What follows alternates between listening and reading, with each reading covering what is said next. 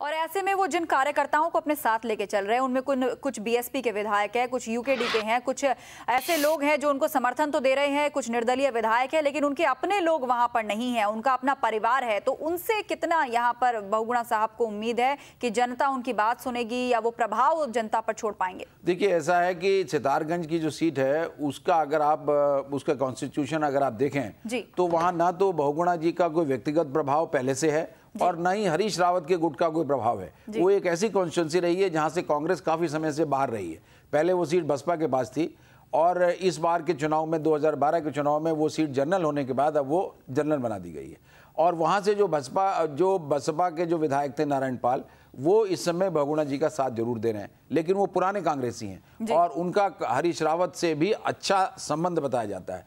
तो इस बात को लेकर के भी आशंका, तरह तरह की बातें पैदा हो रही हैं कि आखिर अंदर खाने हो क्या रहा है और ये लोग चाहते क्या हैं। ये बहुगुणा जी को वाकई में जिताना भी चाहते हैं कि नहीं चाहते। तो ये बात को लेकर के सितारगंज चुनाव जो है बहुत दिलचस्प होने जा रहा है और आगे के 3-4 दिन, 5 दिन, 6 दिन जब तक ये चुनाव चलेगा, इसमें कोई भी बड़ा गुल खिल सकता है। इस बात की संभावनाओं से इनकार नहीं किया जा सकता।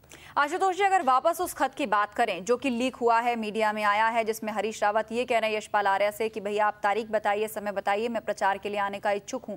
उस खत के लीक होने में किसका कितना फायदा और किसका कितना नुकसान छिपा है, इसके पीछे की राजनीति को कैसे समझे?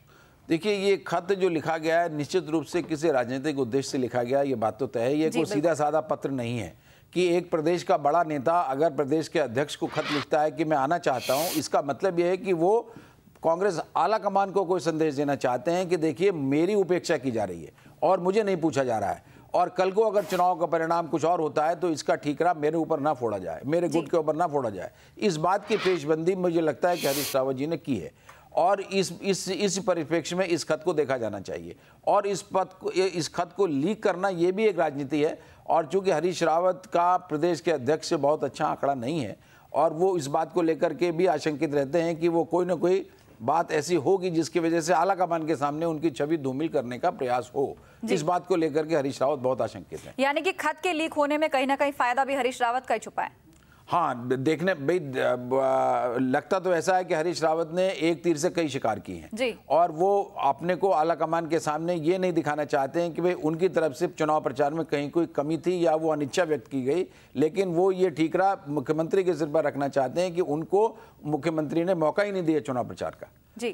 ये खत के माध्यम से उन्होंने हाईकमान को मैसेज देने की कोशिश की है।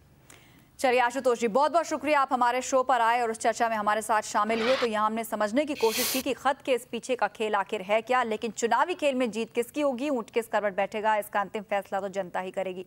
इसी के साथ ब्रेकिंग न्यूज में इतना ही। हमें दीजिए इजाजत, आप देखते रहिए महुआ न्यूज लाइन।